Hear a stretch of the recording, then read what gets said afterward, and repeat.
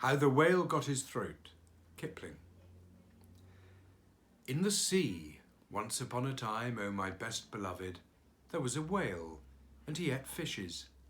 He ate the starfish and the garfish, and the crab and the dab, and the plaice and the dace, and the skate and his mate, and the mackerel and the pickerel, and the really truly twirly whirly eel. All the fishes he could find in all the sea he ate, with his mouth, so.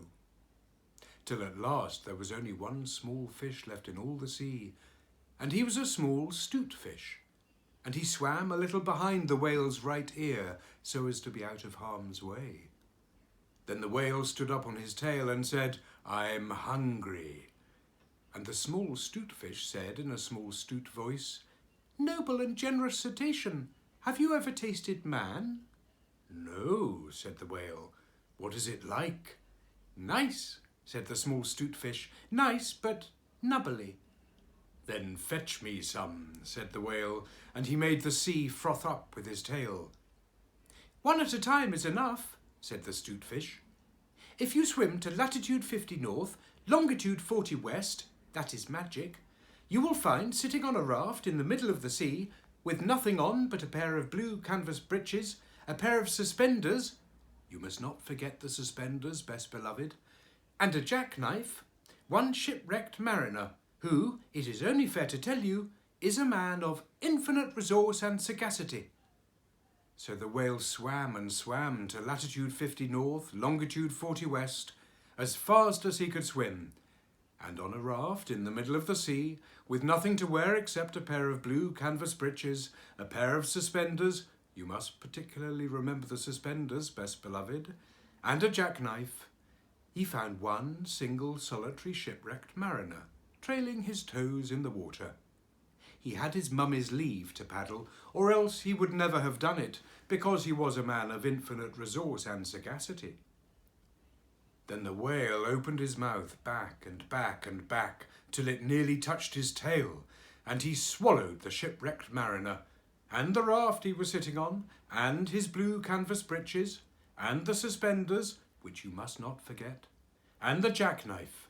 He swallowed them all down into his warm, dark inside cupboards, and then he smacked his lips, so, and turned round 3 times on his tail. But as soon as the mariner, who was a man of infinite resource and sagacity, found himself truly inside the whale's warm, dark inside cupboards, he stumped and he jumped and he thumped and he bumped and he pranced and he danced and he banged and he clanged and he hit and he bit and he leaped and he creeped and he prowled and he howled and he hopped and he dropped and he cried and he sighed and he crawled and he bowled and he stepped and he leapt and he danced hornpipes where he shouldn't, and the whale felt most unhappy indeed. Have you forgotten the suspenders? So he said to the 'stute fish, "This man is very nubbly, and besides he is making me hiccup. What shall I do?" "Tell him to come out," said the 'stute fish. So the whale called down his own throat to the shipwrecked mariner, "Come out and behave yourself. I've got the hiccups." "Nay, nay," said the mariner, "not so, but far otherwise. Take me to my natal shore and the white cliffs of Albion, and I'll think about it." And he began to dance more than ever. "You had better take him home," said the 'stute fish to the whale. "I ought to have warned you that he is a man of infinite resource and sagacity." So the whale swam and swam and swam, with both flippers and his tail, as hard as he could, for the hiccups.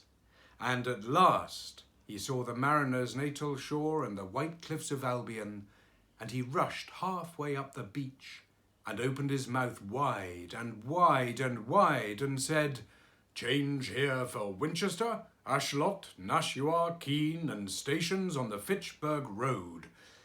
And just as he said Fitch, the mariner walked out of his mouth.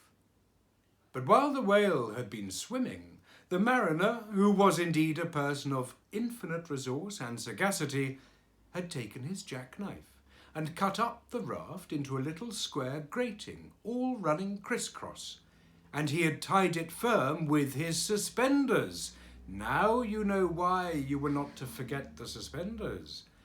And he dragged that grating good and tight into the whale's throat, and there it stuck.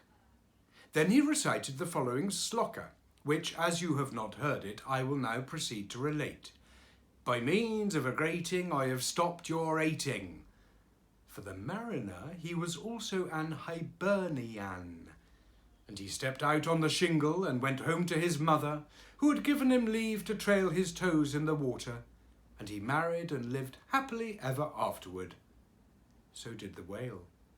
But from that day on, the grating in his throat, which he could neither cough up nor swallow down, prevented him eating anything except very, very small fish. And that is the reason why whales nowadays never eat men or boys or little girls. The small 'stute fish went and hid himself in the mud, under the door-sills of the equator. He was afraid that the whale might be angry with him. The sailor took the jackknife home. He was wearing the blue canvas breeches when he walked out on the shingle. The suspenders were left behind, you see, to tie the grating with. And that is the end of that tale.